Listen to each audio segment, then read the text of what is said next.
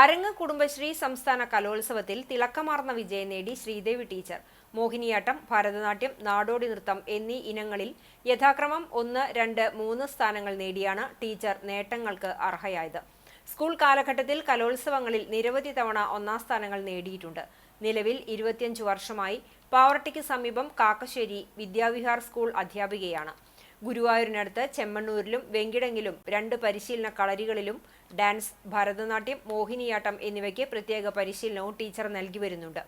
Bank ഉദ്യോഗസ്ഥനായ ഭർത്താവ് സുജീഷിനും മക്കൾക്കുമൊപ്പമാണ് ഇവർ മത്സരവേദിയിലെത്തിയത്. കുടുംബശ്രീ പ്രസ്ഥാനത്തിന്റെ വളർച്ചയും അത് നൽകുന്ന കരുത്തും ആത്മവിശ്വാസവും ചെറുതല്ല എന്ന് ടീച്ചർ പറഞ്ഞു. അന്തരിച്ച നടൻ തിലകന്റെ പേരിലുള്ള പ്രതിഭാ പുരസ്കാരത്തിനും മുൻപ് ടീച്ചർ അർഹയായിട്ടുണ്ട്.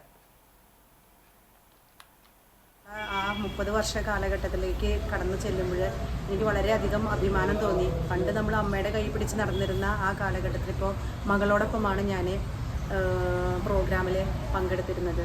അവിടെ കാണാൻ കഴിഞ്ഞത് വ്യത്യസ്തമാർന്നിട്ടുള്ള കലാരൂപങ്ങളും അന്നത്തെ നമ്മുടെ ആ കാലഘട്ടത്തിലുള്ള കുട്ടികളെ പോലെയുള്ള അമ്മമാരുടെ മത്സരങ്ങൾ, അതായത് പ്രായഭേദമന്യുള്ള ഒരു മത്സരമാണ് നമുക്ക് കാണാൻ കഴിഞ്ഞത്. പിന്നെ പല ജില്ലകളിൽ നിന്ന്, ഇപ്പോൾ വയനാട്, കണ്ണൂർ, കാസർഗോഡ്, ഈ മഴ ഉള്ള സാഹചര്യങ്ങളിൽ പോലും അവർ അതിജീവിച്ചു കൊണ്ടാണ് അവിടെ വളരെ ടൈറ്റ് കോമ്പറ്റീഷൻ തന്നെയായിരുന്നു.